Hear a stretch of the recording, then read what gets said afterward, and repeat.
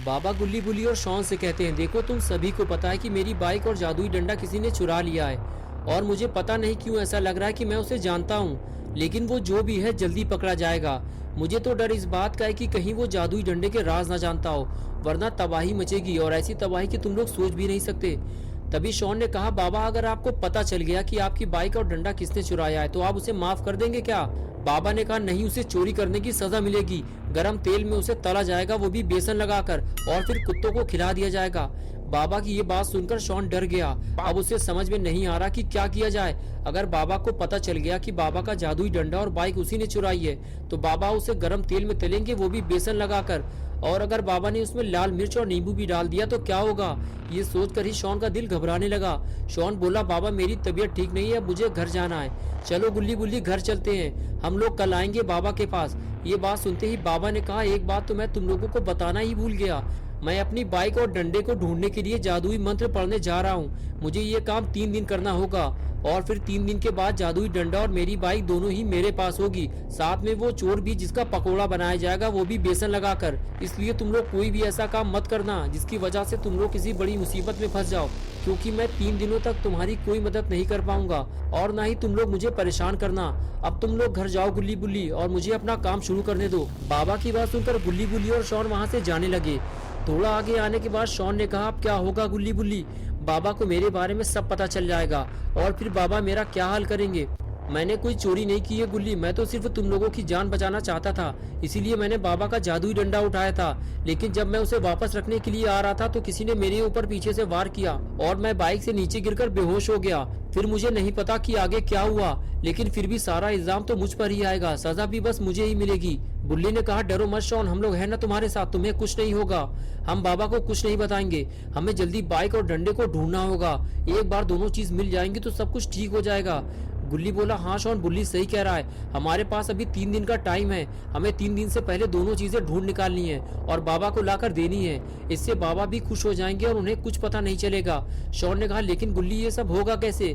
ये इतना भी आसान नहीं होने वाला जितना कि तुम समझ रहे हो। बुल्ली ने कहा, हाँ शॉन, ये आसान नहीं होगा, लेकिन हमें पता लगाना ही होगा कि बाबा का जादुई डंडा किसके पास है, क्योंकि हम सब इसमें फंसे हुए हैं। हम सच जानते हैं लेकिन फिर भी बाबा से छुपा रहे हैं। चलो अब जल्दी गाड़ी में बैठो, घर चलकर हम सबको मिलकर प्लान तैयार करना होगा। और फिर तीनों गाड़ी में बैठकर घर की तरफ जाने लगे।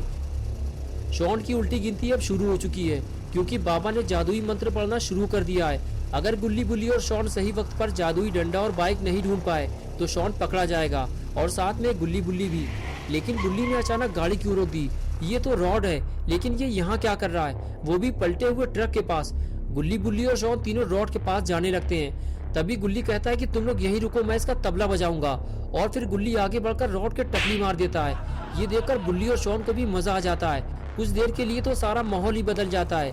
गुल्ली बुल्ली और शॉन अपना सारा दुख दर्द भूल जाते हैं। तभी रॉड कहता है कि तुम लोग आज बहुत खुश लग रहे हो, लगता है किसी पार्टी से आ रहे हो। बुल्ली कहता है, नहीं रॉड, ऐसा नहीं है, हम लोग एक बड़ी मुसीबत में फंसे हुए हैं। बाबा लंगोटी लाल की बाइक और डंडा चोरी हो गया है। शॉन उसे चुपके से उठा लाया था हमें बचाने के लिए, वो भी बिना बाबा से पूछे। लेकिन जब ये उसे वापस रखने जा रहा था तभी किसी ने रास्ते में इसे डंडा मारकर बेहोश कर दिया। फिर बाइक और डंडा छीन लिया गया। रॉड ने कहा, इसमें डरने की कोई बात नहीं है, मेरे पास दादाजी का एक पुराना डंडा रखा हुआ है, मैं तुम्हें उसे दे दूंगा और तुम बाबा को दे देना, बस तुम्हारी टेंशन खत्म। गुल्ली ने कहा, हमें किसी अगलू पगलू आदमी का डंडा नहीं चाहिए रॉड, वो बाबा का जादुई डंडा था, अगर वो किसी गलत आदमी के हाथ लग गया तो न जाने क्या होगा। शॉन बोला, सिर्फ 3 दिन का टाइम है रॉड, बाबा ने जादुई मंत्र पढ़ना शुरू कर दिया है, ये पता लगाने के लिए कि उनकी कुटिया से डंडा और बाइक कौन चोरी करके ले गया है। 3 दिन बाद बाबा को मेरे बारे में पता चल जाएगा कि मैंने ही दोनों चीज बाबा से पूछे बिना उठाई थी। रॉड ने कहा, तुम लोग बाबा से सच क्यों नहीं बता देते हो? मुझे लगता है बाबा तुम लोगों को माफ कर देंगे। गुल्ली बोला, हाँ यही तो मैं भी इससे कह रहा था, लेकिन डर के मारे ये बताना नहीं चाहता। इसे डर है कि बाबा इसको गर्म तेल में बेसन लगाकर फ्राई कर देंगे। रॉड बोला, हो भी सकता है यार, बाबा का कोई भरोसा नहीं, जरा जरा सी बात पे मारने लगते हैं, मुझे तो बहुत डर लगता है बाबा से। तभी बुल्ली ने कहा, लेकिन रॉड तुमने ये तो बताया ही नहीं कि तुम इतनी रात में यहाँ क्या कर रहे हो। रॉड बोला, इधर से जाते हुए मुझे ये पलटा हुआ ट्रक दिखाई दिया तो मुझे लगा कि किसी का एक्सीडेंट हुआ है, इसीलिए मैं रुक कर ये देखने लगा और देखते ही मैं पहचान गया, ये ट्रक तो ग्रैंडपा चलाते हैं। रॉड की बात सुनते ही गुल्ली बुल्ली और शॉन के होश उड़ गए। शॉन ने कहा, इसका मतलब कि ये सारा काम ग्रैंडपा का है और यहाँ कोई एक्सीडेंट नहीं हुआ है रॉड, ये ट्रक तो बाबा ने पलटाया है। शॉन और रॉड आपस में बात कर ही रहे होते हैं, तभी खूनी पिग वहाँ आ जाता है और ये चारों लोग उसे देखने लगते हैं। खूनी पिग गुल्ली और बुल्ली से कहता है कि मैं तुम्हारे घर गया था लेकिन किसी ने दरवाजा ही नहीं खोला, इसीलिए मैं बाबा के पास जा रहा था। अच्छा हुआ तुम लोग रास्ते में ही मिल गए, जल्दी चलो मेरे साथ, मैं कुछ दिखाना चाहता हूँ तुम लोगों को, टाइम बहुत कम है। ये कहकर खूनी पिग वहाँ से चला गया। लेकिन खूनी पिग की बातें सुनकर सारे लोग डर गए। खूनी पिग के जाते ही रॉड अपनी वैन में बैठ गया और गुल्ली बुल्ली और शॉन अपनी जीप में, और फिर चारों लोग खूनी पिग के पीछे पीछे चल दिए। खूनी पिग आगे आ गया और गुल्ली बुल्ली जीप लेकर उसके पीछे चल रहे थे और सबसे पीछे था रॉड। कुछ दूर चलने के बाद खूनी पिग अपने जंक यार्ड पहुंच जाता है। खूनी पिग ने अपनी बाइक रोकी और नीचे उतरकर बुल्ली और रॉड को रुकने का इशारा किया। बुल्ली और रॉड ने भी अपनी अपनी गाड़ी रोक दी। खूनी पिग बोला, यही है मेरा कबाड़ खाना, जल्दी आओ अंदर।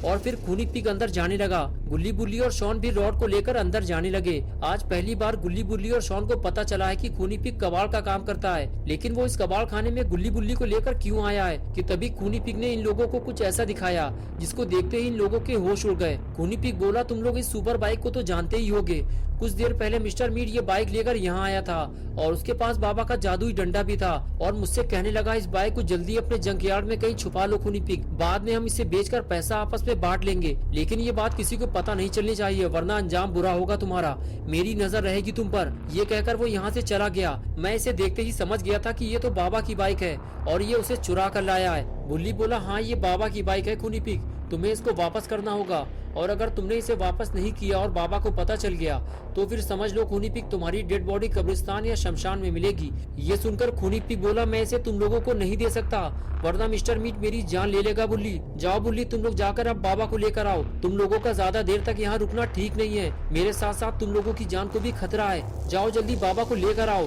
हम लोगों के लिए मिस्टर मीट से लड़ना आसान नहीं होगा, अब वो और भी ज्यादा खतरनाक बन चुका है। गुल्ली बोला, नहीं खूनी पिग, बाबा आप कुछ दिनों तक हमारी मदद नहीं कर पाएंगे, उन्होंने हमें डिस्टर्ब करने से मना किया है, ये काम हमें ही करना होगा, चलो सब तैयार हो जाओ। गुल्ली खूनी पिग से बात कर ही रहा था कि तभी अचानक से कुछ आवाज सुनाई दी और रॉड अपना सर पकड़कर बैठ गया और इधर उधर देखने लगा। गुल्ली बुल्ली और शॉन रॉड से पूछने लगे, क्या हुआ रॉड? रॉड ने बताया कि कोई चीज मेरे सर को छूते हुए निकली है। रॉड बता ही रहा था कि तभी दूसरी आवाज ने सबको डरा दिया। रॉड ने कहा, अपनी अपनी जान बचाओ, कोई हम पर गोलियां चला रहा है बुल्ली, लगता है मिस्टर मीट को हमारे बारे में पता चल गया है, जल्दी हमें कहीं छुपना होगा वरना हम सब मारे जाएंगे। ये कहकर रॉड आगे चला गया। गुल्ली बुल्ली और शॉन भी रॉड के पीछे पीछे जाने लगे।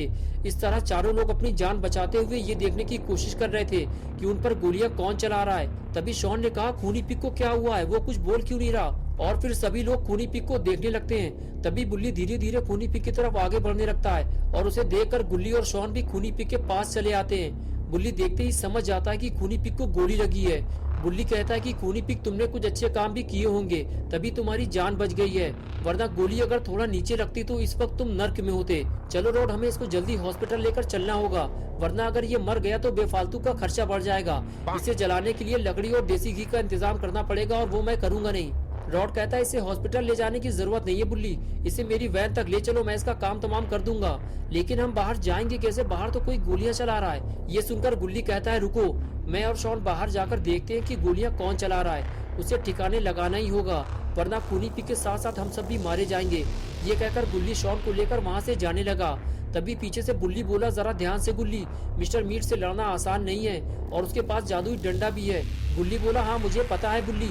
ये कहते हुए वो पीछे के रास्ते से नीचे कूद गया। उसे देखकर शॉन भी वही करता है, लेकिन वो गधे की तरह नीचे गिर जाता है। गुल्ली उसे उठाता है और फिर दोनों आगे जाने लगते हैं। अच्छा हुआ शॉन को चोट नहीं लगी वरना एक और नई मुसीबत खड़ी हो जाती।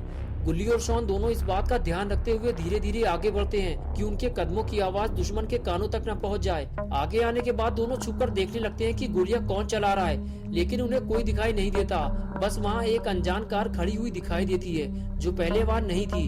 शॉन कहता है, वहाँ तो कोई नहीं है, लेकिन वो कार किसकी है? गुल्ली कहता है, लगता है शूटर उसी गाड़ी से आए थे शॉन, वो खूनी पिग को निपटा कर भाग गए हैं, चलो आगे चलकर देखते हैं। और फिर दोनों डरते हुए धीरे धीरे आगे बढ़ते हैं, लेकिन गोलियां चलना बंद हो चुकी हैं। गुल्ली को यकीन हो जाता है कि वो जो भी था शायद वो चला गया है या उसकी गोलियां खत्म हो चुकी हैं, वरना अब तक वो इन दोनों पर फायर कर चुका होता। शॉन कहता है चलो गुल्ली, हमें वो कार देखनी चाहिए, तभी हमें पता चलेगा कि गोलियां चलाने वाला कौन था। गुल्ली कहता है नहीं शॉन, अब हमें वापस चलना होगा, हमारे पास टाइम ज्यादा नहीं है। खूनी पिग का इलाज अगर सही वक्त पर नहीं हुआ तो वो मर जाएगा, चलो जल्दी निकलो यहाँ से। ये कहते हुए गुल्ली अंदर जाने लगता है, लेकिन शॉन उसके पीछे नहीं जाता। उसे तो बस उस कार की पड़ी है, वो देखना चाहता है कि वो गाड़ी है किसकी, इसलिए वो अकेले ही उस कार की तरफ आगे बढ़ने लगता है। तो दोस्तों क्या होगा अब गुल्ली बुल्ली और शॉन का? क्या शॉन कार देखकर शूटर को पहचान जाएगा या फिर शॉन कोई बड़ी मुसीबत में फंस जाएगा? ये सब हम देखेंगे पार्ट 2 में। दोस्तों पार्ट 2 देखने के लिए वीडियो को लाइक करें, चैनल को सब्सक्राइब करना और बेल आइकन प्रेस करके ऑल नोटिफिकेशन ऑन करना ना भूलें।